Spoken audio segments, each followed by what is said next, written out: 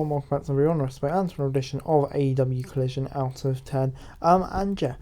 Big match this week, of course, continuing with the Blue League of the Continental Classic, with Bryan Danielson back in action against Eddie Kingston. Claudio took on Brody King.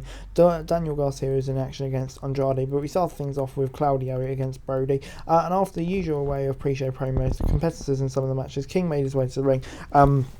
For the match, these two are very different kinds of powerhouses. Claudio is like an expensive luxury car, while King is a monster truck. They are great at different things. This was a hard-hitting fight from the moment the bell rang. They weren't going for holds and reversals. The majority of this was made up of various strikes. Both men left everything in the ring to deliver a physical performance that neither competitor would seem to forget. The more punishment they dished out, the harder it was to predict who would get the W. King was able to score the win to become the first star in the Blue League to send his score to 6 points. This was pure fun from start to finish. And yeah, gets a 7 out of 10 from me. I thought, like I say, a really fun match. Brody getting the win for me, 100% the right decision.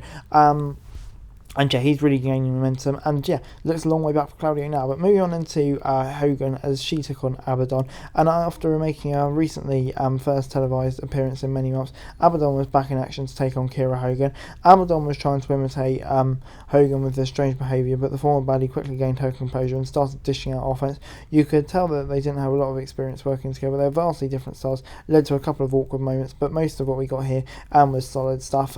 Abon used a unique version of a DDT to pick up the win. The lights went out after the match, and when they came back on, Julia Hart was in the ring. She disappeared again, but this was clearly done to set up a possible feud. But yeah, time will tell. But yeah, this gets a 6 out of 10 for me. Like I say, a solid match, but I think Abon getting the win here makes sense, and that feud could very well be interesting. But moving on then to Garcia as he took on Andrade in the Continental Classic. Garcia and Elidlo were both looking to get on board in the Blue League in this bout. Garcia was already beaten once by Castanodi, but this was the first bout for Elidlo in the tournament. Unlike King v Castanodi, the fight started off with a standing exchange of holds and counters. These men prided themselves on being great technicians, so they were trying to out-wrestle each other instead of throwing punches. The former leader of the LFI might have had a big power advantage, but he found himself on defence after Red Death started working on his leg. They traded the upper hand multiple times throughout the match, but it felt like Garcia was the one controlling the pace. This was just as good as the opening bout, but for completely different reasons. This was still a physical fight, but it was more technical. Garcia did his best, but Elidlo was just a little too much for him. He picked up the win to put his score to 6 points. They showed each other respect by shaking hands once it's over. And yeah, this was a really solid match. Like I say, all of the matches were in the tournament. And yeah, I think for me, the right result when you consider it all, respect as well. Yeah, I thought this was great stuff. 7 out of 10. We then got the Iron Savengers versus the Kingdom. Roddy accompanied Taven and Bennett down to the ring for the match. Even though two big powerhouses got some early offense, and this ended up being a quick victory for the Kingdom. It wasn't a squash, but it wasn't close. Even with short length, the action we got was good. The Iron Savengers have been underrated for a long time, so it's nice to see them getting more screen time. Just hope for the best screen time to come. But yeah, 6 out of 10. Before it's time for the House of Black against Daniels and Seidel. Seidel and Matthews started about with a great exchange of takeovers and counters. Once it was time for Black and Daniels to tag in, House of Black became more aggressive. They fought through the break and into the next segment. Seidel got a hot tag and made a series of fast-paced moves, but it's too little too late. Daniels took a stomp from Matthews and Black Mass gave Malachi the House of Black the win. FTR tried to confront House of Black after the match. Black didn't try to recruit them to the house, but FTR didn't look interested. Black and Matthews jumped them and pointed out how nobody came to save FTR. And yeah, this gets a 6 out of 10 from me. I think, yeah, just the way we're slowly building up to the FTR House of Black feud. Yeah, presumably it's going to take place at World's End. I don't know, but whenever it is, it's going to be a banger. But I like the way we're building it up. For me, two of the best tag teams in AEW. So yeah, it's going to be great stuff.